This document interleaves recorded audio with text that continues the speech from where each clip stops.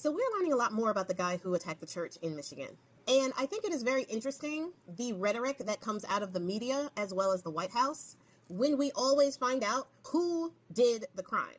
Now, as I said in my last video, this guy is a 40-year-old veteran. He was a Marine, a sergeant in the Marines, which explains why he could so quickly enact such devastation on that church in the 8 minutes that the police took to get there. Not only did he drive his truck into the church, but then he opened fire on the hundreds of people in the congregation. And then he lit the church ablaze. And they even found IEDs that he had planned to use after that. Now, this attack was obviously targeted. So that is the angle that the media is taking. He, for some reason, according to the media, did not like the Mormon church. Now, why that is being debated among different people. And the media is running with this as the root cause for the reason why this happened. Even Bone Spurs is putting out posts that are super neutral in nature after this type of crime, saying that the violence has to stop and we have a lot to learn. I wonder if that same rhetoric would have happened if it had been one of the demographics that they always tend to fearmonger about. And I don't think so. And I think this really does hone in on what I was saying in the last video that I made about this, that it is time to take an introspective look at the community itself. Because once again, they are trying to blame things like PTSD.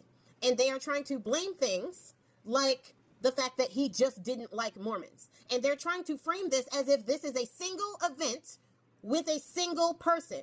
And this has nothing to do with them as a whole. That this guy was not one of them. But the thing is, the reason why they are doing that is because the guy was indeed one of them. He was a Bone Spurs supporter.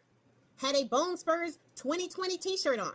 Had a Bone Spurs sign in his front yard. He was proud of being a Bone Spurs supporter. This guy who attacked that church and left not 2, but 4 people or more unalived.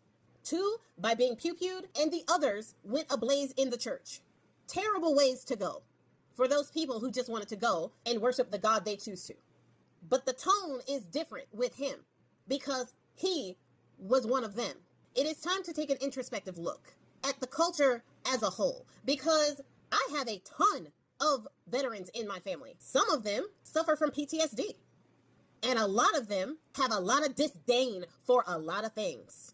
There's a whole bunch of stuff they don't like, and a whole bunch of things that they are dealing with because of their heroic services. But they don't go and do what this guy did. They don't do that. Why not? What makes it so different for people with ideology that this guy follows? That makes it okay for him to do what he did when it's not that way in other demographics. It is time to take an introspective look to see why it is that that is the case. Why is it okay for him to do something like that? And the media still tries to decorate this guy as a hero, still trying to list all of his accomplishments. Yet somebody like George Floyd, who was unalived by a cop, they only list his failures. But then someone who unalives people in a church, you only list his accomplishments. Not only is there a huge failure in the media, there is a huge failure in the culture. And it's not just this guy. He is not a singular actor. We have had 5 or 6 of these in the last 2 to 3 months. And most of them, if not all of them, can be recorded back to their support for ideology coming out of this administration.